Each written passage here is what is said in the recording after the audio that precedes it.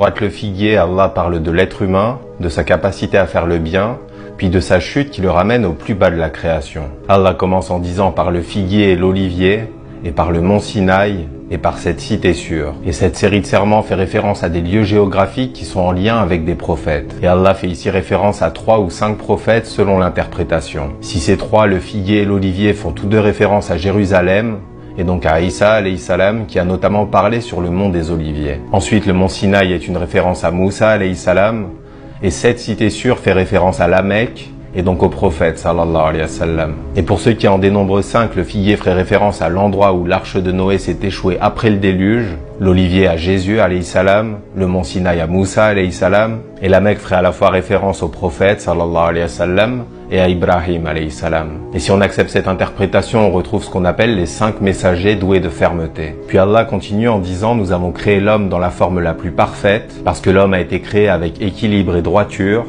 que ce soit spirituellement ou physiquement. Allah dit dans le Coran: par l'âme et celui qui l'a bien équilibré. L'homme a donc la capacité de se contrôler, de gérer ses émotions et d'être équilibré dans tous les domaines de sa vie. Et même physiquement, le fait qu'on se tienne debout et bien droit symbolise les idées de justice et d'équité qu'on est censé incarner. Parce que l'être humain est capable de grandes choses, et les meilleurs exemples de ça sont les prophètes, alayhimus salam. Et ça explique le lien entre le début de la sourate et ce verset. C'est comme si Allah disait: je jure par l'exemple de ces grands prophètes que nous avons créé l'homme de la forme la plus parfaite. Mais Allah continue en décrivant la tragédie de l'humanité. Il dit ensuite: nous l'avons ramené au niveau le plus bas. Et il y a 2 lectures possibles. Premièrement, de toutes les créatures, nous avons fait de l'homme celui qui descend le plus bas, parce que l'homme a reçu une âme et une lumière qui le rendent unique.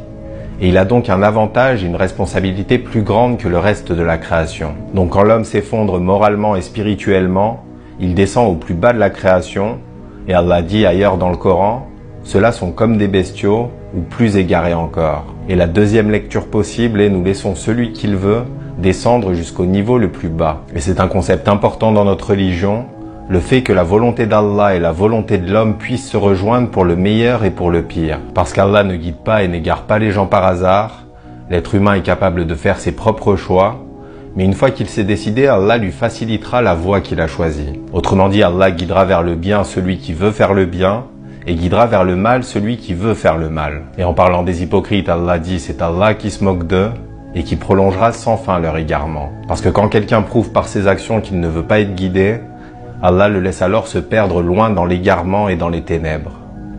Qu'Allah nous en préserve. Salam alaikum wa rahmatullah.